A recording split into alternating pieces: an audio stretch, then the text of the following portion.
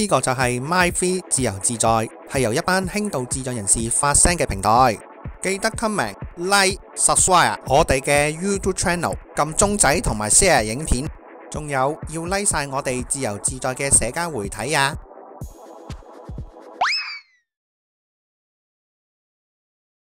我尋日去完西班牙旅行，啱啱返到嚟香港，有乜嘢玩啊？咪去巴塞隆拿參觀聖家堂、睇西甲同埋食西班牙菜咯。咁你喺嗰當地有冇咩特別嘢啊？講開我喺西班牙所遇到嘅嘢，我搭西班牙公鐵去場館睇西甲嗰陣時喺高鐵列車見到嚟自香港自己有及其他人嘅旅客，我隱約聽到自己有個旅客想自己去波蘭，但係照顧者話唔得。仲話到時帶埋佢去波蘭，因為照顧者驚自己有自己去波蘭會出事喎。哇！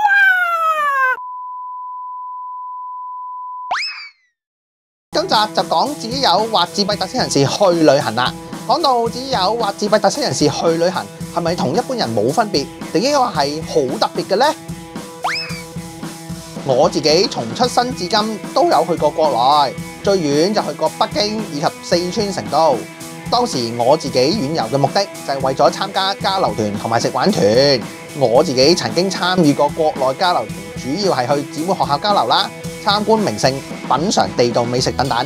至於我自己從出世至今有冇去過國內以外嘅地方旅行呢？冇嘅，因為我自己都驚人生路不熟，又驚唔知喺外地嘅位置同埋方向。講到呢度，一定會有人講：點解你唔用移動支付啊？點解你唔用翻譯機啊？點解唔用 Google 咩啊？我知，不過我自己仲未有心理準備咯。咁細個嘅時候呢，我就同屋企人一齊去澳門啊、廣州啊咁樣，都係坐呢水翼船啊、火車咁樣。咁第一次坐飛機呢，就係喺我讀特殊學校小學時期呢。當時學校同旅行社合作，就俾咗一啲品學兼優嘅學生同埋照顧者呢，一齊去澳洲旅行。當中梗係包括我在內啦，隨住自己喺中國香港智障人士體育協會，即係康康 Sam 嘅游泳隊訓練，能夠代表香港出賽啦。跟住落嚟去外地啊，都係以集訓啊、比賽為主嘅。最遠就試過坐36個鐘頭飛機啊，轉到你頭暈嘅飛機路程，去到阿根廷比賽嘅。咁而第一次自己計劃去旅行呢，就係去日本東京。去觀賞當時亞洲青少年殘疾人運動會，順便去探我當時喺日本做嘢嘅老豆啊！去到做一特奧運動員領袖啦，甚至成為咧擔任特奧相關嘅公職，例如話全球信使啊，唔同國際性嘅委員會等等咧，都有唔少去外地交流嘅經驗。有啲咧仲要自己前往當地去同個負責人會合添。近幾年咧都冇公職在身啊！去外地嘅機會咧，亦都係少咗。最近嗰次咧，就係今年獨遊台灣同埋日本東京啦。咁啊，綜合以上經歷咧，我去外地嘅經驗咧，就比起一般人都要多啦。我出世至今，我係未試過自己去旅行嘅。我好細個開始啦，我都係跟我屋企人同埋一班親戚咧去印尼嗰度啦，主要都係探親，亦都試過同一班親朋戚友返大陸啦、北京啊、廣東省啊都有去過。但多數去親旅行呢，其實都係去探親嘅。好多時都係跟我媽媽同埋喺香港嗰啲嘅阿姨呢，就去返印尼娘家嗰度去探嗰啲嘅親朋戚友。自己一個去旅行，其實我有一次我係差啲成行嘅，但係就因為出咗意外，我去唔到啦。雖然覺得自己一個人去旅行係可以好自由，可能一個人喺酒店間房嗰度盡情攞睡咁樣。不過我會偏向鍾意同個伴去旅行多啲嘅。現時自己有，如果喺特殊學校就讀階段，最少都會去國內旅行交流。即使唔喺特殊學校內參與相關外遊活動，如果自己有去外遊，就通常同照顧者一齊去。就算自己有已經長大成人，仲做埋嘢，都不外如是㗎。自己有長大成人，乜唔係可以自己去旅行？點解仲要照顧者陪佢去旅行，而唔係自己有朋友陪佢去旅行呢？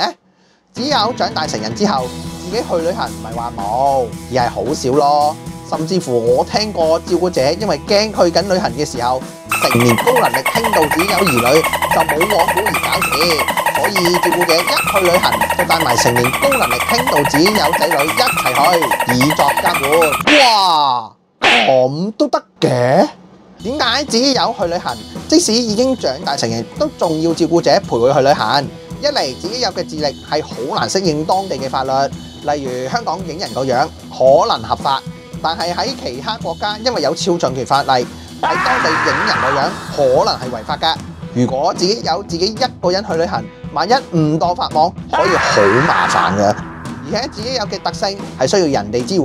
如果萬一喺當地遇到突發事件，但佢表達唔到，以及唔知點應對嘅時候，就真係唔知點算好嘅。正好解釋到點解成年高能力輕度子友好少自己一個人去旅行。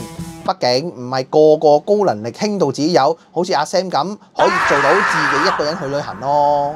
至於中度子友去旅行咯，如果唔係照顧者陪佢去旅行呢，中度子友去到旅行嘅機會呢，就真係等於零啦。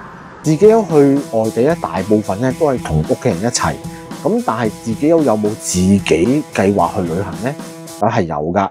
咁我哋嘅成員Toby 咧都好中意去台灣同埋日本旅行。咁都係自己買機票、自己 book 酒店同埋計劃行程。咁最近咧我去台北旅行嘅時候咧，都有同佢交流一下心得嘅。特殊學校咧亦都每年計劃帶學生去內地唔同嘅城市做呢個境外交流團，而同埋當地嘅特殊學校學生交流，參觀當地嘅景點啦，製作當地傳統嘅手工藝品啦等等嘅。隨住國民教育大力推行咧，呢啲嘅交流團咧亦都越嚟越多啦。如果自己有咧本身係中國香港智障人士體育協會即係康康 Sam 嘅運動員啦，而且佢表現良好咧，就有機會代表香港出去外地嘅比賽。咁但係呢啲比賽都係咧只有教練同埋職員去陪同前往嘅，因此咧自己有就有機會咧好好訓練自己嘅獨立生活能力，而且咧亦都能夠認識唔同國家同埋地區嘅運動員啦，甚至係交換襟章啊、小禮物啊，增進友誼嘅。咁啊，仲有一啲咧就係由基金會嘅團體主辦啦，俾一啲基層而冇機會坐飛機嘅殘疾人士，就包括咧自己有一個外遊嘅機會，跟特殊學校服務自己有嘅社福單位咧，或者代表香港出去外地，負責單位咧就要求每個參加嘅自己友咧就要填寫健康問卷，咁啊以了解自己友係咪需要服藥或者有特別照顧需要，以策安全。順自閉人士去旅行，我識得有一啲自閉朋友咧，佢一年都會去好幾次旅行㗎，全部都係自己去㗎。當然都有啲嘅自閉朋友咧，因為佢要胃口奔馳啦，所以佢都會好幾年先去得嗰一次咯。我哋較早前就透過問卷形式嚟問自己友點睇去旅行。至2025年10月25號為止，一共收集咗11人填寫呢份問卷。而填寫人身份方面呢，就有 63.6% 呢係智障人士本人嘅，而有 36.4% 嘅人呢係非智障人士本人。至於你所認識自己友係用咩方式去旅行方面呢，有 54.5% 呢就係自己友同屋企人一齊去嘅，有 18.2% 呢就係自己友同自己家人同埋同路人一齊去嘅。其餘3項 9.1% 呢就分別自己友同朋友一齊去啦，自己有自己一個人去啦，同埋呢就係從來未接觸過嘅。至於你認為自己有喺當地會遇上咩困難呢？有 72.7% 呢就係喺當地言語不通啦。咁亦都有2項各 45.5% 呢就包括唔了解當地法規嘅，仲有當發生突發事件嘅時候呢自己點處理啦。咁亦都有2項各 36.4% 呢就分別去旅行之前呢冇準備好晒啦，喺當地唔識運用科技及電子支付嚟應對啦。咁有 27.3% 呢就係當地嘅醫療啦，同埋剩翻 9.1% 呢就係生活需要由家人支配。最後你認為自己有去旅行有咩需要注意方面呢？有 72.7% 呢就係喺突發事件發生之後自己識得執生，亦都有各2項 54.5% 呢就表示呢就係主動知識並做到當地法規啦，去旅行前做準備啦。咁有 45.5% 呢就係當地語言溝通能力，以及 27.3% 53% 咧就表示話喺當地運用科技以及電子支付能力。上述問卷所得結果可以發現，受訪者對自己友點解去旅行就係咁樣啦。照顧者陪自己友去旅行本身已經係一件好叻嘅事，因為令到自己友開拓視野。只不過如果自己友想自己去旅行，並且有一定程度嘅自立能力，以及去旅行嘅時候有自我應對任何突發情況能力嘅話呢，俾佢試下自己一個人去旅行啦。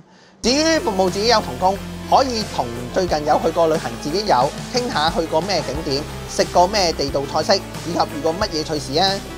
自己友咧可能因為伴隨住包括自閉特色同埋其他障礙引致行為問題，或者係行動不便等原因咧，平時去外出都出現困難啦，更枉令能夠去帶佢去旅行呢？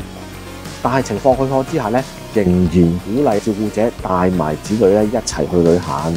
能力較好嘅自己友嘅照顧者咧，更加會俾自己友咧子女有計劃自己行程嘅機會，俾佢咧去學習如何去揾景點嘅相關資料、交通安排等等。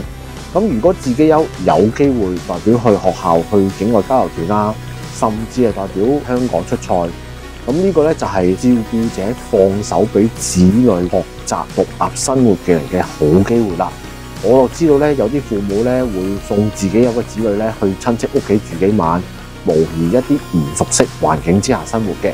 同工咧亦都要教導自己有喺外地亦需要注意嘅事項啦，例如坐過境嘅交通工具要遵守咩規則啦，帶咩重要嘅文件，例如話護照啊、錢啊，同埋咧當地習俗同埋禮儀等等嘅。我期望照顧者同埋同工啦，如果自己有佢哋能夠喺旅途之中照顧到自己，甚至佢哋能夠計劃到想去邊一啲嘅地方去旅行嘅，俾佢哋自己決定啦。期望大眾認同自己係有去旅行嘅權利，只不過有時候都需要人哋協助。當然，如果你知道自己識一個人去旅行，就更加要欣賞佢啦。當然，如果陪埋自己友一齊去旅行呢，就更加好啦。因為唔單止令到自己友開拓視野，而且更加令到自己友同非殘疾大眾埋堆，從而令自己友嘅思維貼近非殘疾大眾嘅。一般嚟講咧，自己友除非係跟特殊學校啊，服務自己友嘅社福單位，或者代表香港出賽，否則咧就自己同屋企人一齊去旅行咧，通常都唔會特別標注自己係自己友噶。反而咧，我就鼓勵自己友或者係照顧者多啲喺社交媒體上面啦，分享自己友嘅外遊經歷，讓大眾咧認識更加多關於自己友去旅行時要注意嘅地方。如果自己有佢哋能夠可以出外去旅行嘅，就不如多多支持啦，順便推動旅遊經濟。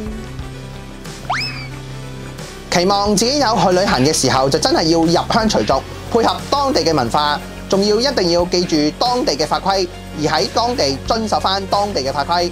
最重要就係去旅行前做出準備，同埋玩得開心啲啦。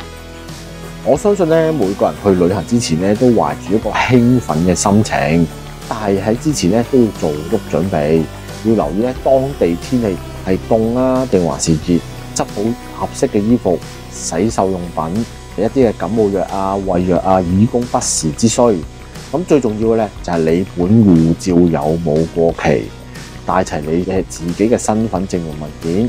可能你會話咧，呢啲嘢咧，等阿爸阿媽幫你做咪得咯。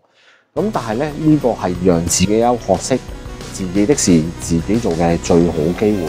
日後如果能夠自己安排去旅行，要兼顧嘅事就更加多啦。例如話學識點樣 book 機票啊、酒店啊，了解當地景點嘅前往方法啊，同埋帶備足夠嘅金錢應付成個行程所需。其實咧，旅行係一個好放鬆身心嘅活動嚟㗎。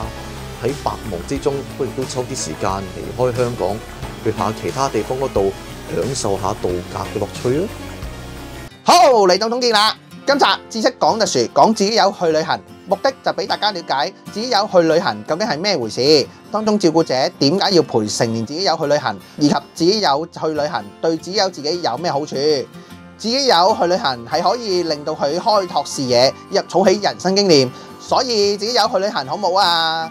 好啊好啊好啊好啊好啊好啊好啊好啊好啊好啊好啊好啊好啊好啊好啊好啊好啊好啊！